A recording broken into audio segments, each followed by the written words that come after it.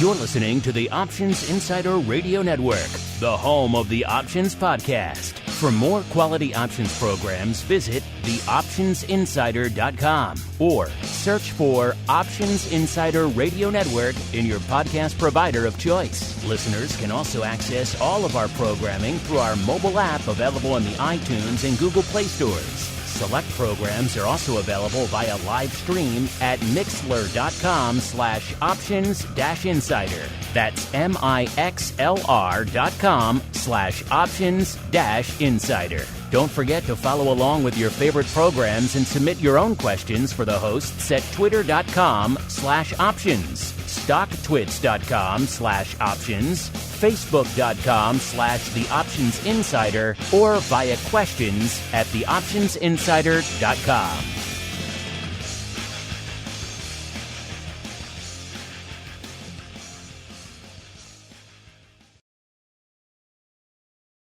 Gold, crude oil, corn, soybeans, and more.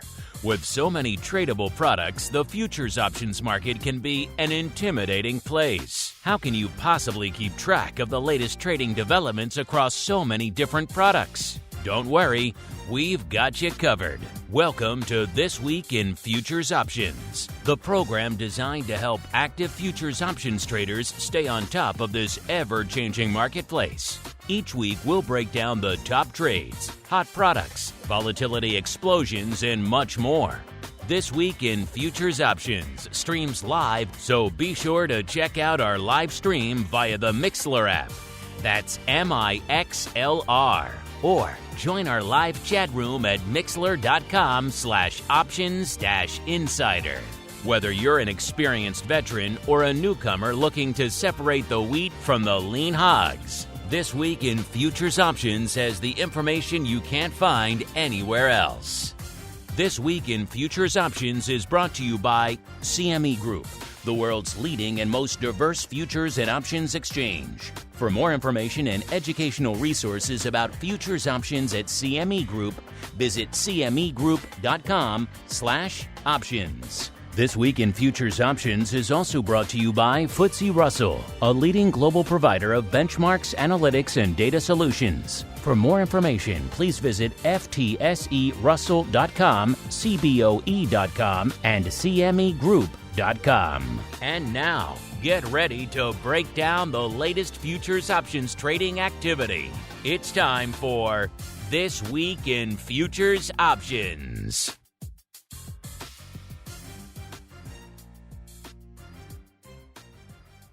All right, everybody.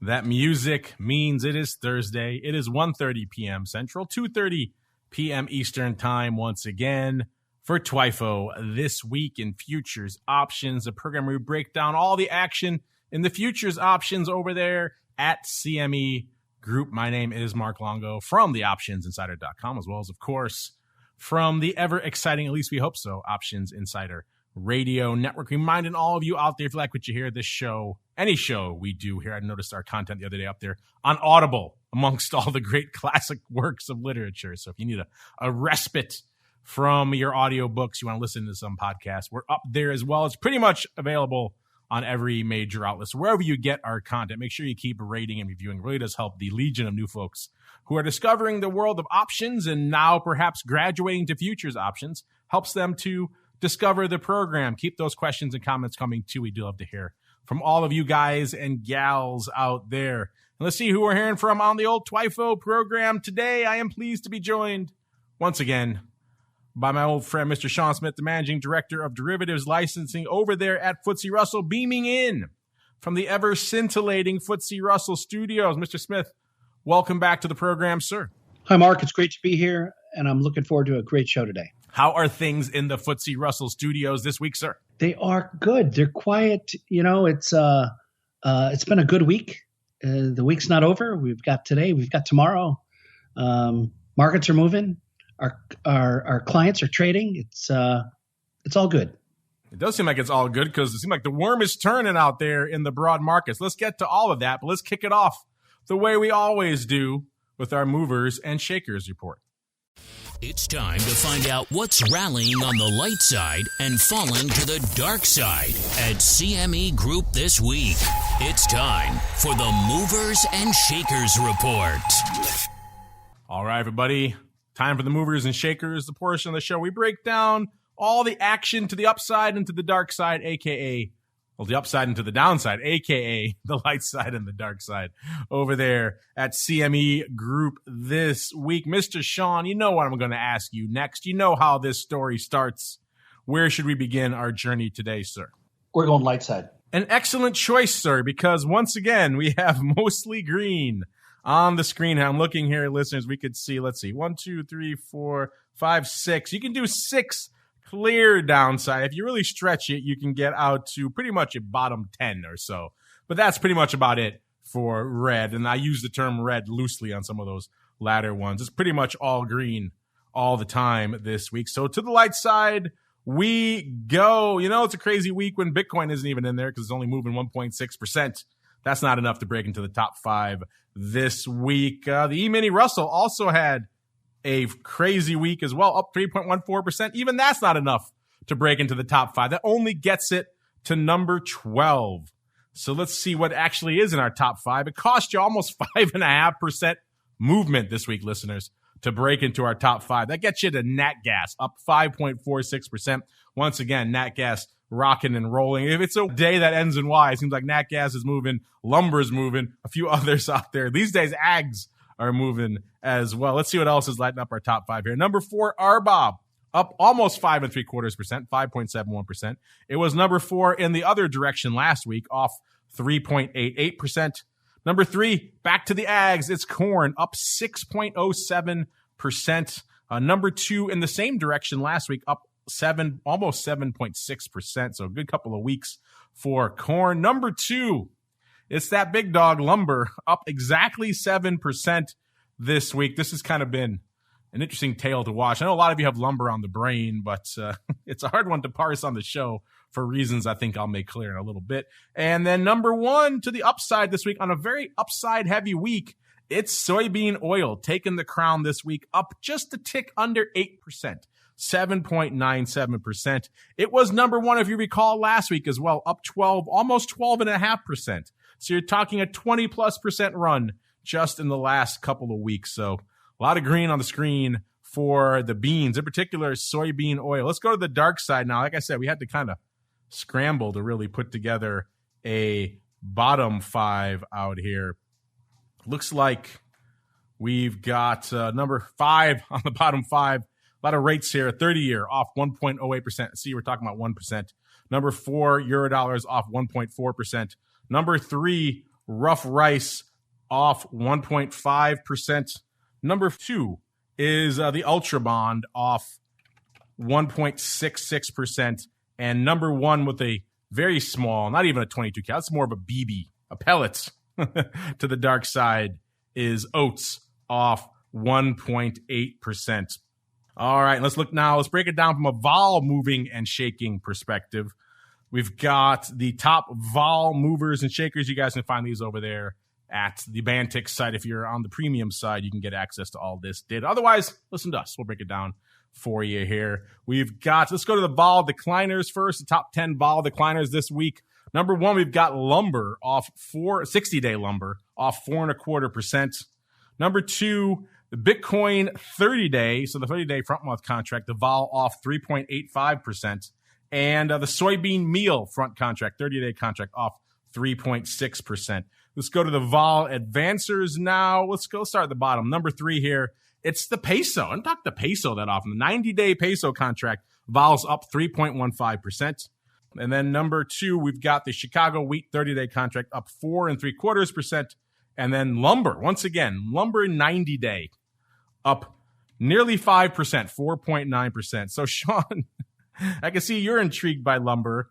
A bunch of our listeners are as well. I'm just going to cheat and bump a couple of people up here from the feedback segment, Sean. First off, we got Neil B saying, can we get some lumber on TWIFO? And then a question from Jack. He says, thank you for your fantastic network. Well, you're welcome, Jack. He says, I'm very curious about the situation in lumber right now. Any insight would be appreciated. I don't know, Sean. Should we try to give the people what they want, even though there's not a lot really there? Should we try to give the folks a little bit of lumber love? You know, I got to tell you, I'm in the midst of trying to refence my yard, and the price to refence my yard has doubled since I last put a fence up in my backyard, and it's only been a few years. What is going on with lumber? It's my big question. Well, so I think our listeners are due some lumber chat here. All so right. Absolutely. A little bit of lumber, I guess. We'll see what we can do. If you go to, it's actually there. It's in the softs, listener. So we'll have to go find it in the ags. It's time to get our hands dirty exploring the latest options, trades, and trends in corn, wheat, soybeans, and more. It's time to talk ags. All right, listeners, let's do it. Let's try it. This is actually a pretty active week for lumber, and I use active in air quotes, listeners, because unfortunately, there's not a heck of a lot. If you want to find it for yourselves, go to the TWIFO report, of course. That's where you can find all the stuff we talk about, the SKU, the vol, all the changes, all that stuff. It's in the TWIFO report, so you can find them for yourselves. CMEgroup.com/TWIFO or CMEgroup.com/TWIO, TWIO. Both should work. Both should get you to where we're hanging out right now. Then from there, go to the ags drop down, and then scroll down to the softs section. Not a section we talk about a lot. There's only one thing in there. It's lumber. Click on that, and you'll see exactly what I'm talking about right now. And you're right, Sean. Lumber has been on the tier. I'm hearing stories about some of the hot real estate markets, like down in Florida, having to actually pause construction because the builders, by the time they sell the house versus actually getting the wood they need to build it, the prices have gone up so much they're losing money on the house. So they're just refusing to sell new houses right now. So craziness afoot out there in the world of lumber. It's not just Sean's fence, listeners. A lot of craziness going on out there. Coming into showtime right now, lumber $1,454.3, $1,454.30. That's up 81.8 handles from the start of this week, up nearly 6% yet again. If you're wondering what the vol is, remember, that was one of our big vol movers and shakers this week was lumber. Right, we had the lumber 60-day, weird kind of bifurcation. The 60-day contract was declining 4.25%. The 90-day contract was up 4.9%. But again, that's also a little bit of a reflection of some of the aberrant and scattershot paper we're seeing out here. The contract right now that has 1 day to go, that's that May contract, that is a 54 vol. Let's go a little bit farther out. Let's go out to June. That has 29 days to go.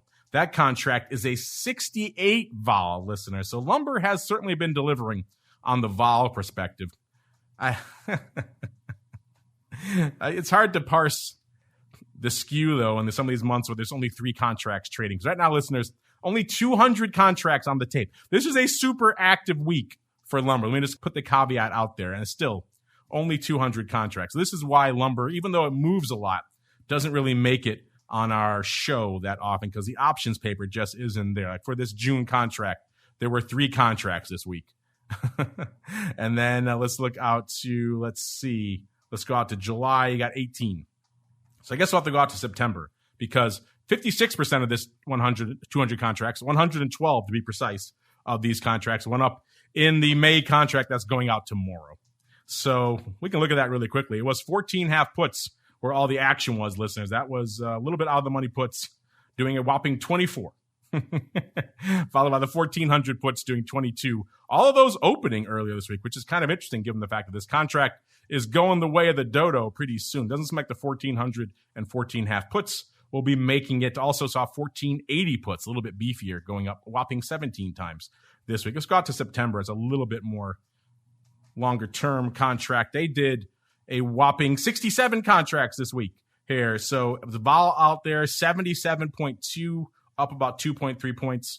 Let's go to the SKU out there. It puts 20.6% cheap last week. This week, 23.2% cheap. So the puts getting annihilated out here. Calls 17.1% rich last week, 17.4% rich this week. That seems to be the most aggressive of the put SKUs out here this week, unless you go all the way out to November. November, the puts are 22.4% cheap right now. So I guess if you had the temerity to want to put in lumber, it's a fire sale right now because this thing seems to go nothing but up these days. So there you go, Sean. That's as much parsing as we could do in lumber, the whopping 200 contracts that went up this week. I wish there was more, Sean, but unfortunately, I can't break down more than that for your fence, sir. That's okay. It's good to hear.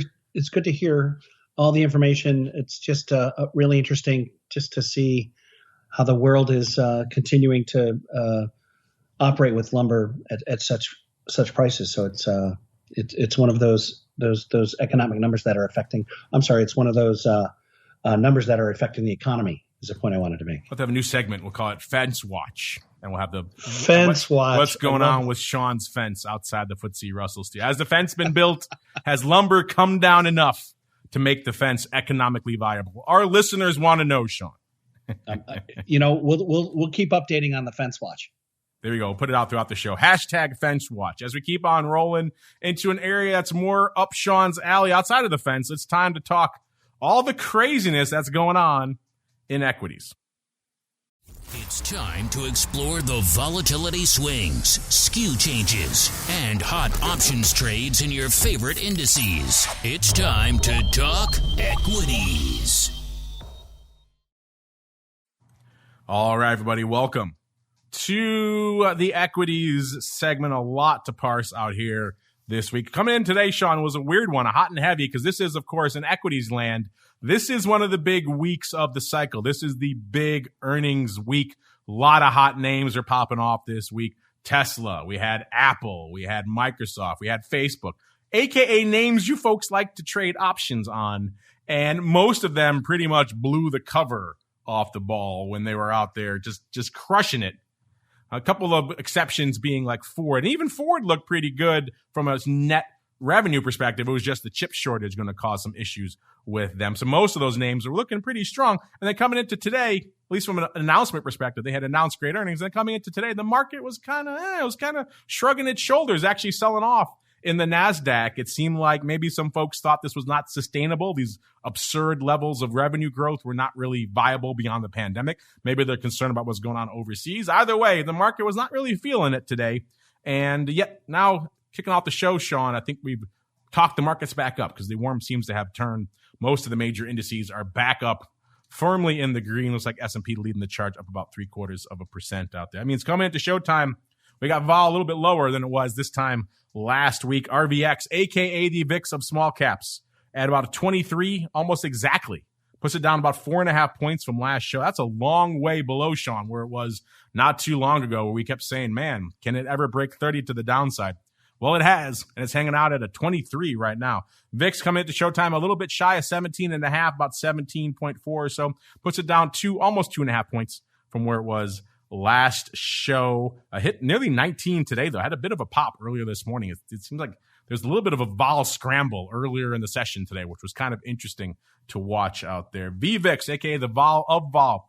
Pretty frothy. Vol's moving, so right around a 105 right now. That's still down, though, from the heights it hit last week. It's down about 14.3 points from where it was this time last week. We were north or right around the 120 level when things were really popping off on the show last week. And Vol Q, a.k.a. the at-the-money vol of the NASDAQ 100, a little bit shy of 20, about 1985. It's kind of been glued to right around that 20 handle for the better part of the last few weeks, and it's kind of hanging out there.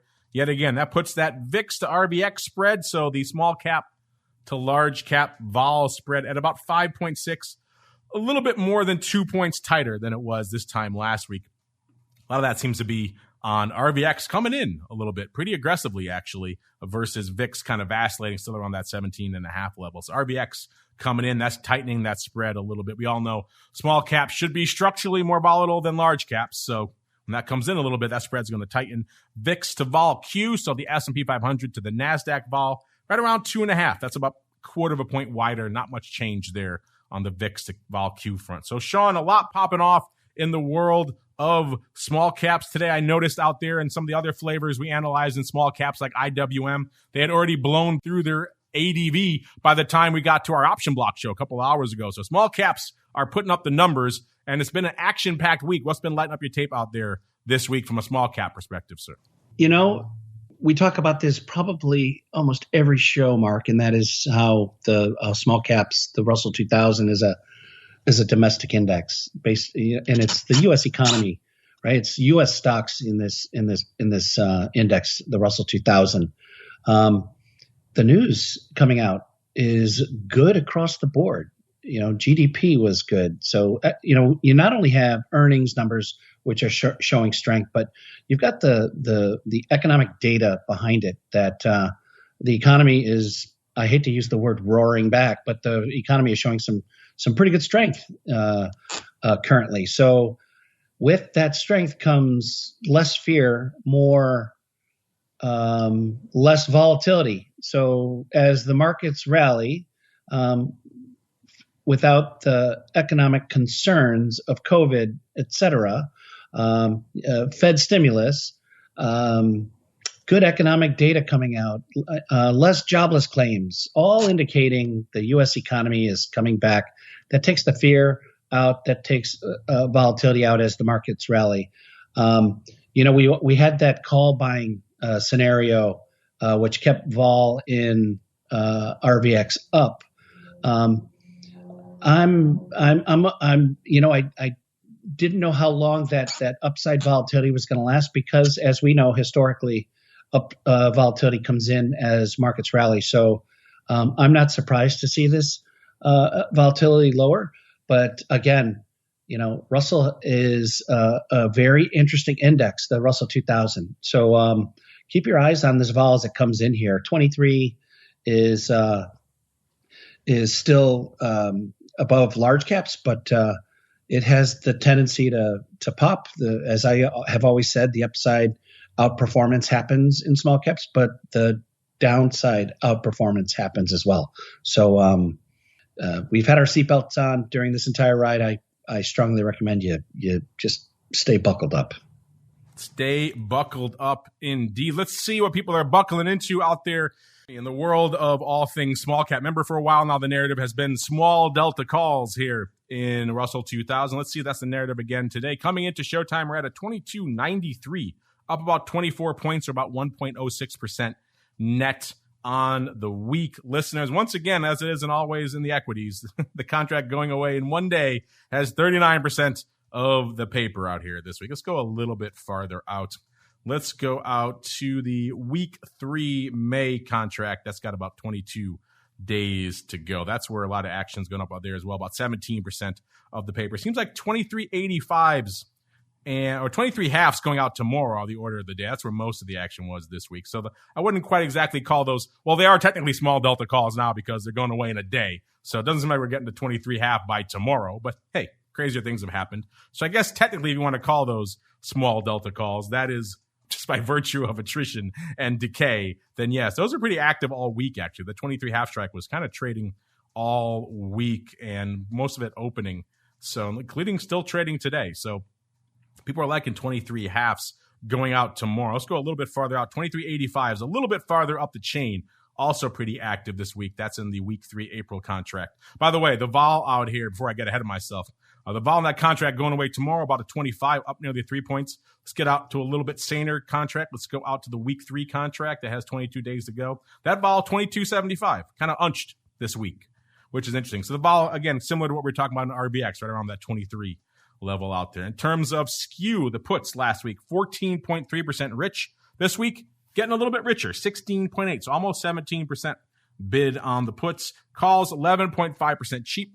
This week, 12.7% cheap. Remember, listeners, we broke this down before. When you see the uppercase letter next to the numbers there, then, of course, that means you're seeing a premium. If you're seeing a lowercase letter next to the number, then you're seeing a discount. So just keep that in mind when you're looking at this. Let's go a little bit farther out because longer-term upside has been active, too. Let's see, 2500s were trading this week out here in September. So that's a little bit longer term and a little bit farther out. Not quite as crazy upside, but, underlying has rallied a bit since we were talking about those 24 halves. Those are not exactly as outlandish as they would have been a few weeks ago. So I guess maybe 2500, Sean, is the new 24 half strike out there. I think that's what we're seeing out there as well. Just folks continue to pile into upside. It was 23 halves. Those are going out tomorrow. And now we used to talk about 24 halves, but the index has rallied. So apparently, Sean, folks have now migrated to the 2500s and say a little bit more even strike. Maybe that's easier for them to wrap their heads around, sir. Yep. Interesting times. And it's not surprising to see this call buying continue. You've got both sides of that trade, right? So you've got call buyers and you've got volatility harvesters. So Both are taking advantage of the price and the volatility. So it's as I've always said, Russell 2000 will always be that interesting trade for our listeners. It will be indeed. You know what else is always interesting and lighting up again this week is energy. So let's get to it. It's time to tap into the deep options well of black gold, Texas tea, nat gas, and more. It's time to talk energy. All right, everybody, welcome to the energy, the portion of the show where we get out there, get our hands dirty, talking about some black gold, some Texas tea. Today, a little bit different. We have a couple of energy names lighting up our upside. Number 5 is nat gas. Number 4, RBOB, both up around 5.5 to 5.75% on the week. A little bit more paper going up in nat gas than RBOB. So let's hang our hat out there. By the way, if you're wondering, nat gas, a little bit north of 250,000, about 268,000. That's actually kind of light for nat gas this week, but it's moving and shaking nonetheless. This is refreshing. 54.5% of the paper went up this week in the June contract. That has about 26 days to go, so we can parse it without having to worry about it going away tomorrow or something crazy like we see in most of the other products these days. Like I said, at about almost a little bit shy of the 3 handle, 290. So we've seen a nice little rebound out there in nat gas of late. If you're wondering what the vol is out here, 32.3. That's fairly reasonable given how much this thing actually moves around, up about 1.25 points this week. Skew-wise, 3.4% rich were the puts last week, 3.1% rich this week. So puts coming in a little bit, calls almost a full percent cheap, 0.9% cheap last week. This week, 2% cheap. So calls coming in, puts getting a little bit bid. Interesting, as we kind of rally a little bit, maybe breaking through some of those strikes to the upside. And, of course, you start to see, usually in those scenarios, the skew kind of rotate a little bit. And it seems like that's what we're seeing out here in nat gas land. Of course, you folks can dive into that for yourselves here and the shifting and sliding tool that's available on the TWIFO report there as well. Check it out. Some cool videos explaining exactly what all that means if you are intrigued by the evolution of the skew in various products. Let's go out to what the hot thing is. Like I said, we're closing in on the 3 strikes, so I kind of expected some 3 calls to be the order of the day, and that does seem to be the case. 3 calls dominating the tape this week with about 17,600 contracts. The lion's share yesterday, 8,200, about 5,000 on Tuesday, 3,000 on Monday, 1,500 today. Looks like the 8,200 lot yesterday was actually a lot of back and forth. It's just slightly closing, so a lot of churn and burn on the 3 strike yesterday. We got close to it, came away from it. People getting excited, loading up, taking them off. Either way, a lot of back and forth paper on the 3 strike. It looks like most of the week, no real heavy bias except for Monday. About half the paper, half of that 3,000 contracts went up on Monday was opening. The rest of the week, kind of back and forth on that 3 strike, which again, that's a strike people are going to be drawn to. Pretty even number strike and a lot of paper going up there, a lot of back and forth paper. 3/4 also getting some love this week as well. Almost 15,000 contracts exactly going up this week. The big days were Wednesday, about almost 7,000, and Tuesday, about 6,200, going up 1,400 today, only a couple hundred on Monday. A little bit different on the 3/4, though. They're mostly opening on Tuesday and then mostly closing on Wednesday. So maybe expecting a little bit more action, and then when it didn't materialize, they came in and closed them on Wednesday.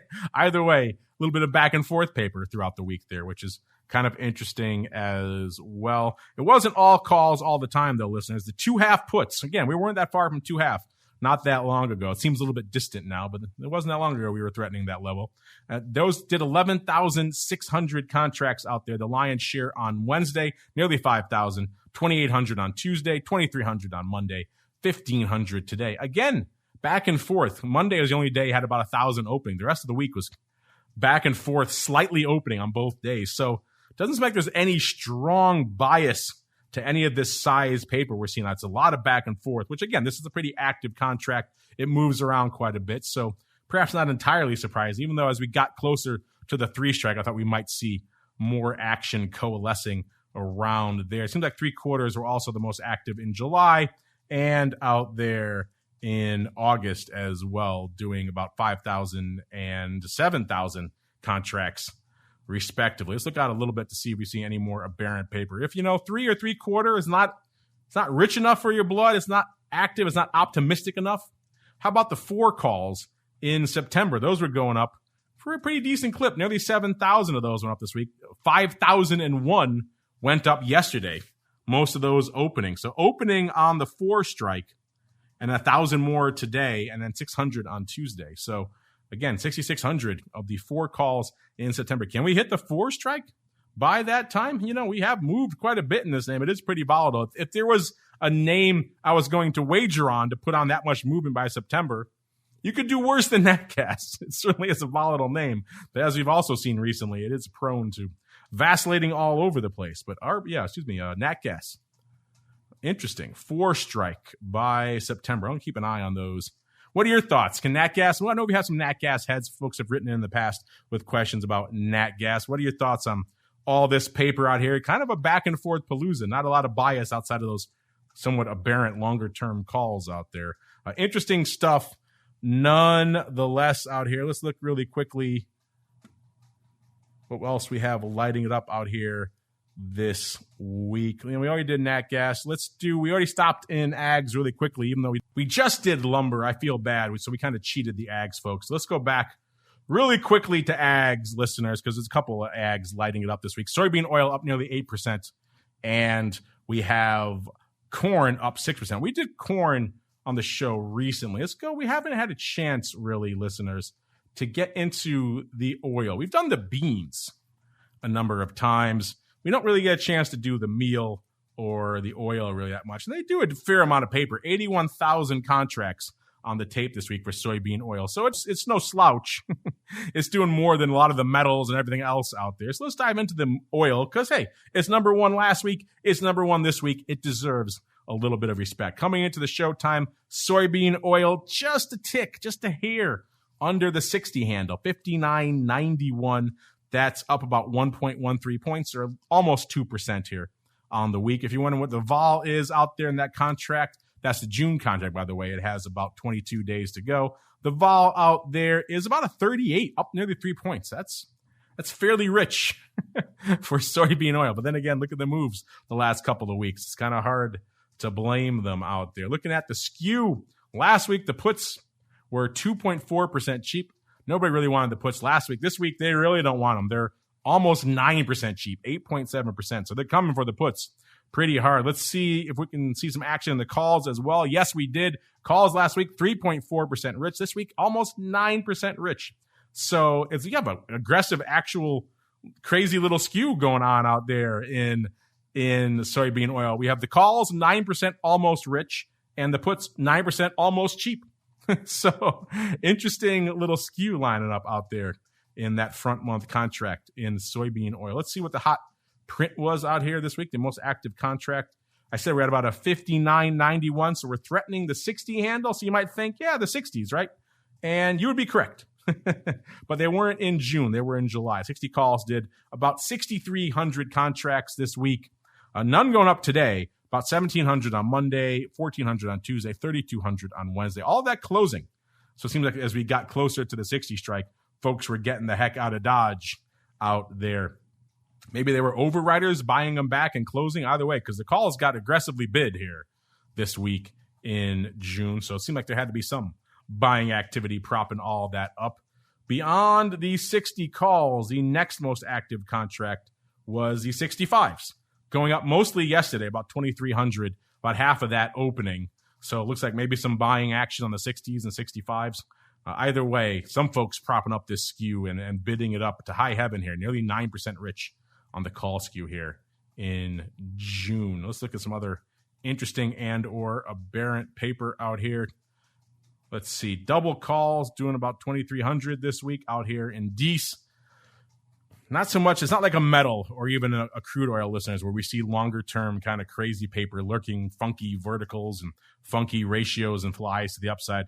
It seems like it's mostly concentrated in those handful of months we talked about here. Let's look at any other really strange surprise prints. Not even a lot of puts on the paper here. You got to go all the way down to 58 puts doing 1,300 contracts and the double puts, 55 puts here in July actually doing 2,500, almost 2,600. The most active day was Tuesday with about 1,500 contracts on the tape, half of that opening. So a lot of back and forth paper here as well. But again, most of it lining up on the call side. Soybean meal, again, hard to argue. This underlying is up nearly 20%. course of the past couple of weeks. So not surprising they would line up there in the calls. And speaking of lining things up, Sean, we have a lot of listener questions looking for some interesting products they'd like us to parse. So I think let's squeeze some of them on, a little bit of their futures options feedback.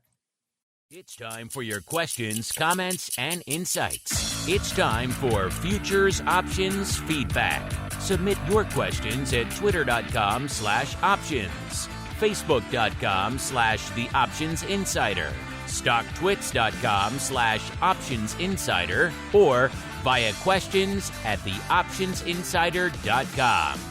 You can also submit your feedback via our Options Insider Radio Network mobile app, available for iOS, Android, and Kindle Fire devices. You can even ask your questions live via our Mixlr chat room. So grab the Mixlr app or just search for Options Insider at Mixlr.com. That's MIXLR.com.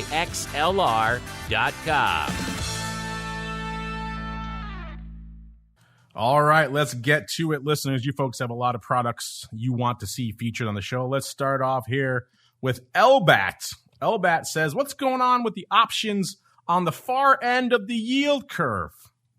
Thanks for the show. So he wants to go a little bit farther out on the yield curve here, Sean. He actually has good timing. Of course, we had the Fed coming in this week, not really doing a heck of a lot, but driving a little bit of paper, a little bit of action on the rates complex. In fact, 30 years breaking into our movers and shakers this week for the first time in a while.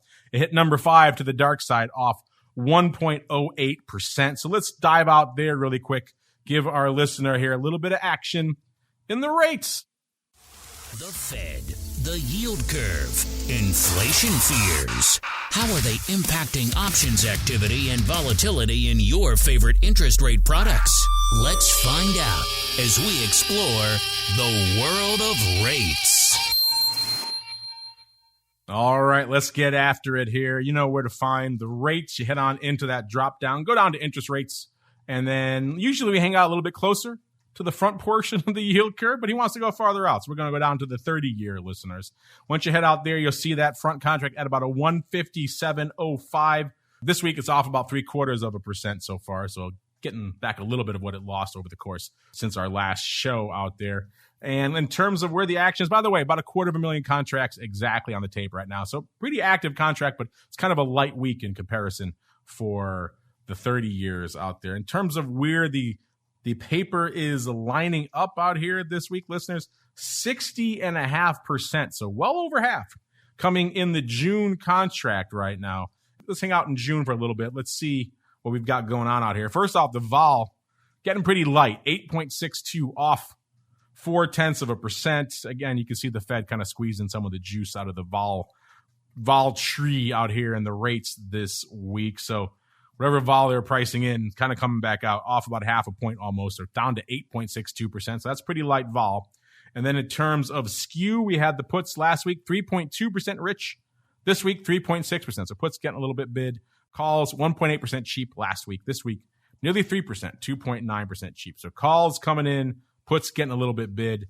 And of that 250,000 contracts roughly this week, the most active contract was the 160 calls out there in June, doing a little bit north of 17,000 contracts. The most active day was Tuesday, surprise, surprise, 8,700, followed by today with 4,000. Yesterday, 3,500, and 1,000 on Monday. And again, mostly back and forth on this strike. The Tuesday, nearly 9,000 contracts, only about 3,000 was opening. So slightly biased towards opening, but still interesting here. No, wasn't a great preponderance of one direction for the paper here on the 160s. Right behind it were the 155 puts. They did almost 16,000 contracts this week. Today is the most active day, about 7,500. 4,000 on Tuesday, 2,300 on Wednesday, and 1,900 on Monday. Again, a good chunk of that opening paper on Tuesday. The rest of the week, kind of back and forth. No real bias in any one direction. Also seeing the 154 puts pretty active in June this week. 15,000, about 200. This time, a little bit different. The most active day was Wednesday, not Tuesday, with nearly 9,000 going up, slightly biased towards opening, followed by almost 4,000 today, 1,700 on Tuesday, and about 1,000 on Monday. So the most active day on Wednesday, slightly biased towards opening the rest of the week. Not a heck of a lot of bias in either direction out there. Let's look if we see any crazy aberrant paper here before we roll off of the longer term rates. Let's see, 158s out here in July. Otherwise, it's a pretty standard week here. I forgot the name of the listener who asked this. It's a pretty standard week here. LBAT. Sean, I know you hung out a lot in the Eurodollars contract. Of course, those go out for a little bit. But I'm curious, did you ever hang your hats out there in the far end of the yield curve, a.k.a. the 30-year? And you have anything to add on that front for our listener here, Mr. or Mrs. LBAT? No, but it's something that, those that trade the far end of the curve have always traded. There's, along that curve, there's always been the steepener trade, the flattening trade, but it's been such a flat yield curve. It's just really interesting and a great question from LBAT. But no, I never traded the far end of the curve.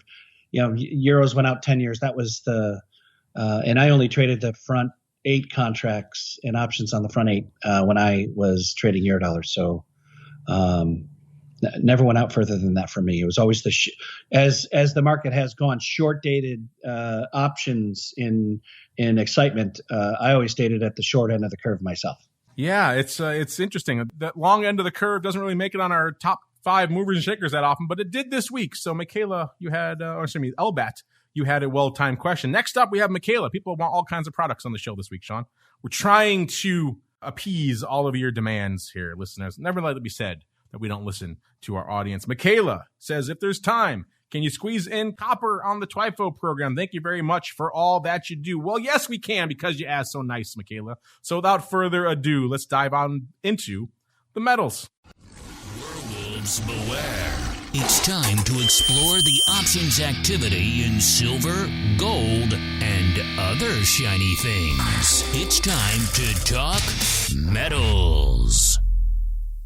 All right, welcome to the metals. This time, unlike what the man said, we're not going to talk silver or gold or even shiny things. We're going to go beyond those, listeners. You're going to go out to the drop down. You're going to go to the metals, skip over the precious, which is usually where we hang our hats, and go to the base metals. It sounds so pejorative to call them base metals, but that's where we're hanging our hat out there this week. Then we're going to copper. Copper doing some numbers this week, 34,000 contracts on the tape. When we first started this show, people would ask us about copper.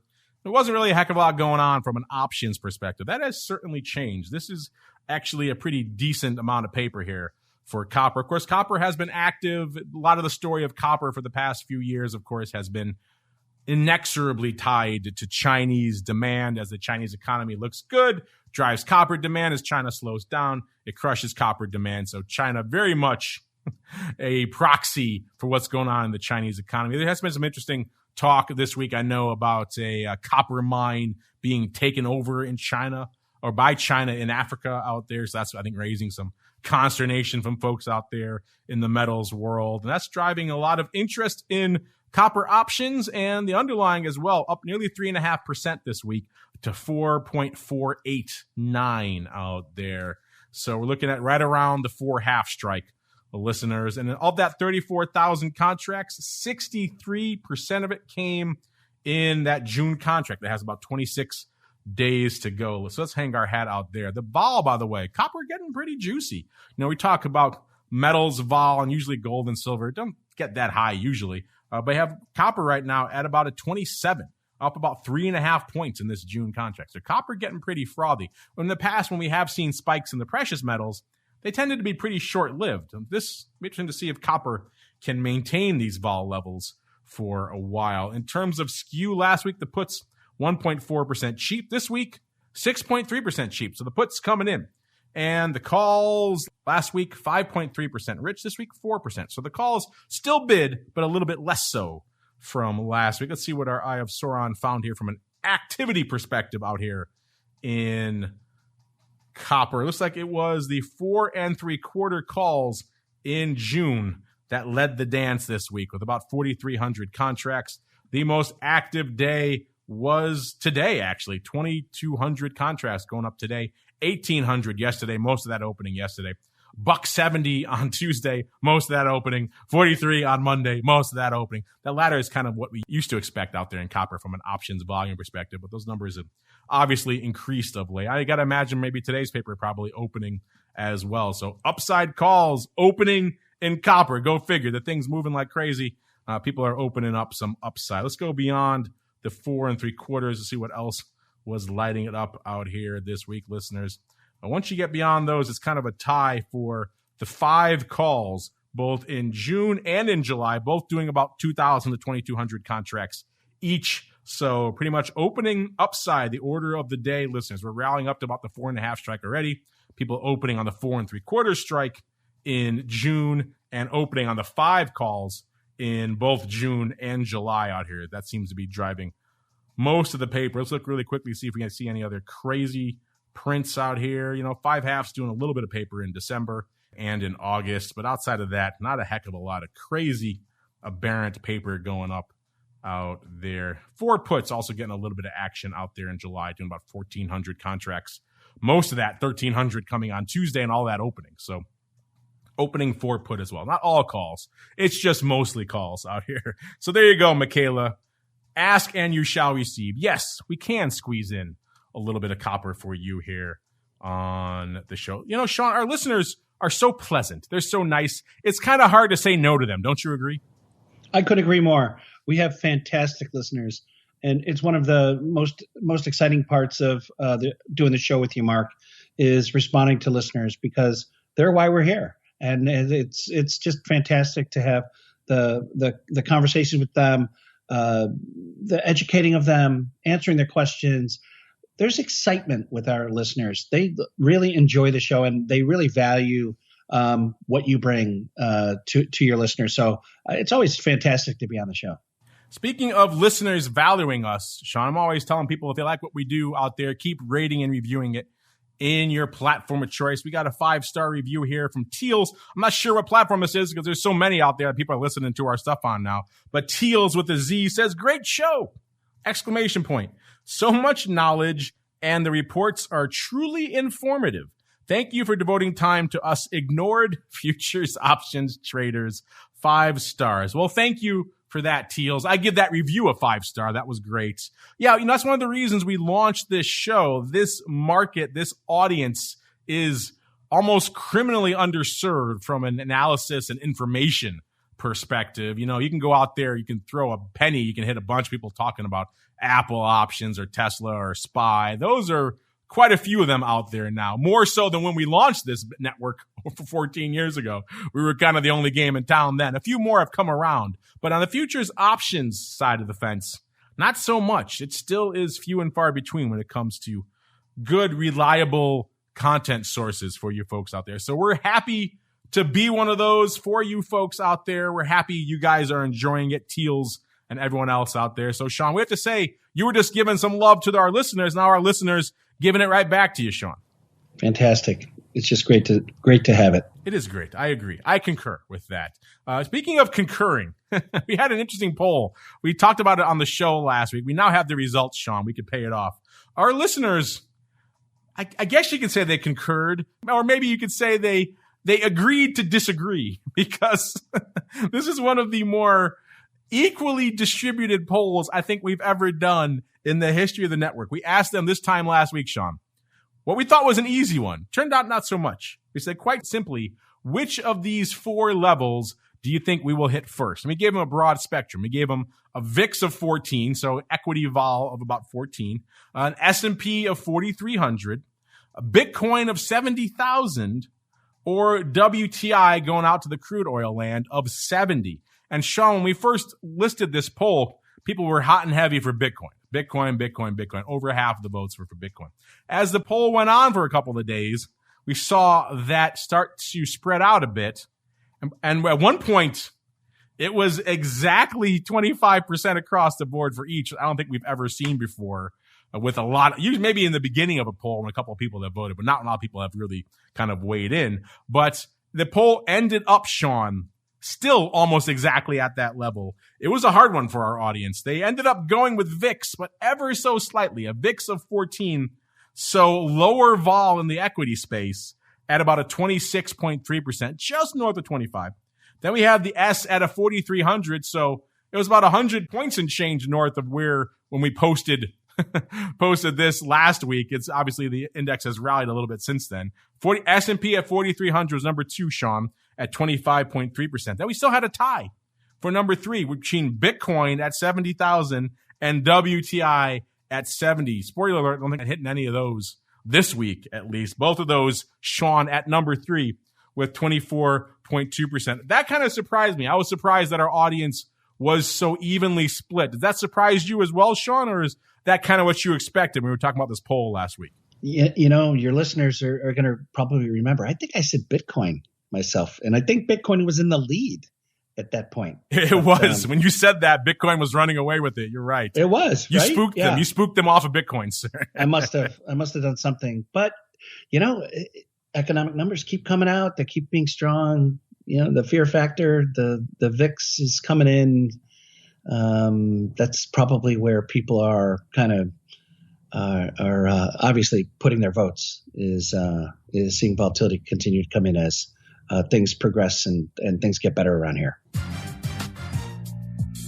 Well, hope you enjoyed that poll. Listeners, we have more for you guys to play over there at Options. Pretty much every week we got a fun poll for you guys to make your voices heard in. Unfortunately, that music means no more voices on this show, but of course, more content coming at you throughout the rest of this week. Friday, we got volatility views here on the network. So if you like all things vol, and clearly a lot of you voted for vol on our poll, come back here tomorrow, noon Central, 1 p.m. Eastern for vol views. But Sean, what a journey it has been on the show today. We hit on lumber. We never touched on that. It was kind of almost the mystery / hidden / surprise product show this week, because we had lumber, parsed that copper, never have that on the show, parsed that soybean oil on the show this week. Of course, we had equities. We got a little bit of energy with nat gas. So it was kind of all over the place, which is what I love. That's what TWIFO is all about. What's moving and shaking, surprise / mystery products on the show this week. I love it. So, of course, keep those questions coming. We love to hear from all of you. You guys drove a lot of the products that we talked about today. Keep that coming. Of course, if you like the show, any of the shows we do here on the network, keep rating and reviewing. It does help the new folks discover, as our listener termed it, these underserved / ignored futures options markets. And before we go, Sean, if folks are intrigued, they want to talk to you guys about upside small delta calls in the rut, maybe they want some analysis, some research about all things small cap, where should they go? What should they do, sir? Well, the first place is FTSERussell.com. Our website is thorough, has fantastic information regarding, 1, our indexes, 2, what drives them, 3, we have our product specialists and our economists making comments. There's blogs in regards to why the market's moving the way it's moving, what's moving globally, what's moving domestically here in the U.S. in regards to small caps, large caps as well. FTSERussell.com is where you go. But if you're looking for more educational-like information in regards to futures and options, our partner exchanges, CME Group and CBOE Global, both have phenomenal education areas within their websites as well. So please stop by our partner websites for educational materials. Best case scenario is them. If you're struggling, email me. I'm happy to answer any of your questions at sean.smith@lseg.com. Mark, thanks for having me on the show today. It's been one of those great shows once again. It was a pleasure as always, Mr. Smith. You know where to go. FTSERussell.com is the place to go. Give him a follow on the old Twitters as well, at FTSERussell. And you know where to go if you want more of these reports or research and education on all things futures and futures options. It's CMEgroup.com/TWIFO or /TWIO. We'll get you to our reports. You can certainly sink your teeth in there. It doesn't have to be just during showtime. It's all week long. These reports are active for you. So you can go there, kick the tires, and light the fires. You can't beat the price. It's free. And it's data that, as our listeners say, is much needed in the ignored futures options realm. So get the data. They're giving that to you. Get it while the getting's good. CMEgroup.com/TWIFO or /TWIO. And on behalf of myself and Mr. Sean, everybody over there in FTSE Russell land, of course, everybody over there in CME land, I want to thank all of you out there for downloading, streaming, subscribing, for listening live, for voting in our polls, for sending in such great questions, for reviewing our content, for all of the newcomers out there. We love you all. We'll see you back here tomorrow noon Central, 1 p.m. Eastern for volatility views. Then it all kicks off again on Monday with the option block all the way through to Thursday. And another episode of This Week in Futures Options.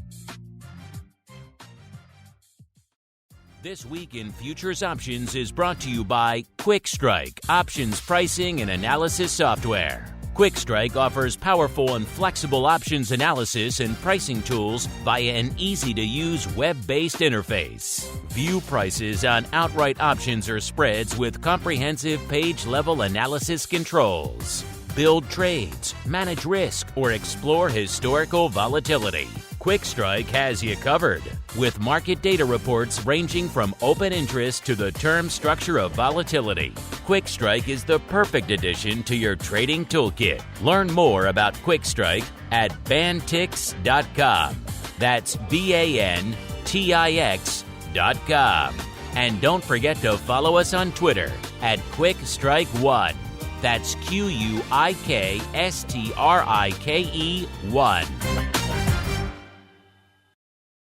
You're listening to the Options Insider Radio Network, the home of the Options Podcast. For more quality options programs, visit theoptionsinsider.com or search for Options Insider Radio Network in your podcast provider of choice. Listeners can also access all of our programming through our mobile app available in the iTunes and Google Play stores. Select programs are also available via live stream at mixlr.com/options-insider.